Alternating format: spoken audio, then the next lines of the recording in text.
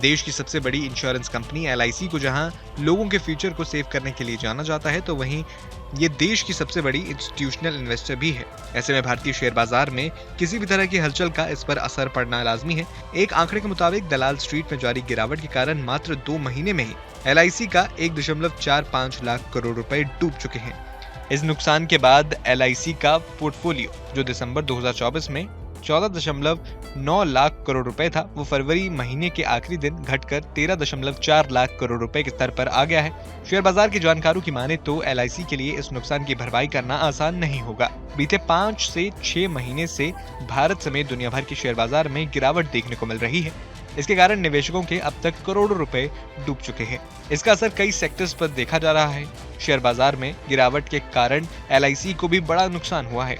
एक आंकड़े के मुताबिक एलआईसी का पोर्टफोलियो जो दिसंबर 2024 में 14.9 लाख करोड़ रुपए था, वो फरवरी के महीने में गिरकर 13.4 लाख करोड़ रुपए के स्तर पर आ गया है। दरअसल देश के करोड़ों लोग जो पैसा एलआईसी में जमा करते हैं, उसे इंश्योरेंस कंपनी शेयर बाजार में भी लगाती है। यानी शेयर बाजार की गिरावट का असर एलआईसी के निवेशकों पर भी पड़ना लाजमी है।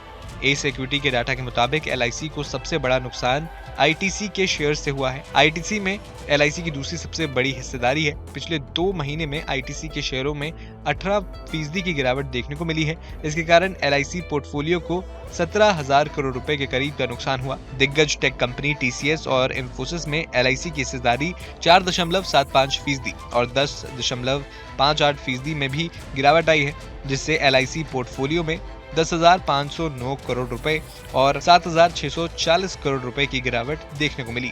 बैंकिंग और फाइनेंशियल स्टॉक की बात करें तो एलआईसी की एसबीआई में 19.13% और आईसीआई बैंक में 7.14% की हिस्सेदारी है।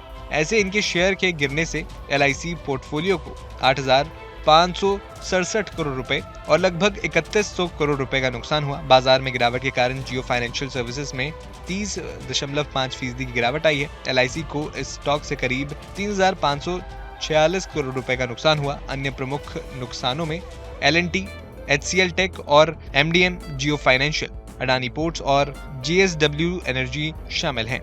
इनमें से अधिकतर शेयरों में इस साल दोहरे अंकों में नुकसान हुआ। एलआईसी के शेयर 310 से ज्यादा कंपनियों में फैले हुए हैं, जिनमें एलआईसी की कम से कम 1% हिस्सेदारी है।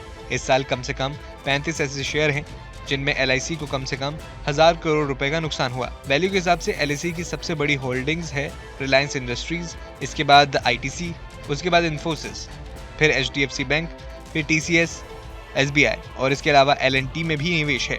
वहीं दूसरी ओर एलआईसी के पोर्टफोलियो में कुछ स्टॉक्स ऐसे भी रहे जिन्होंने एलआईसी को फायदा भी पहुंचाया। इनमें Bajaj finance, Kotak Mahindra bank, Maruti Suzuki, Bajaj Finserv और एसबीआई कार्ड्स शामिल हैं। फिलहाल आपका इस वीडियो पर क्या कहना है, हमें कमेंट बॉक्स में जरूर बताएं। न्यूज नेशन अब व्हाट्सएप पर खबरों की ताजा अपडेट के लिए न्यूज नेशन के इस क्यूआर कोड को स्कैन करें।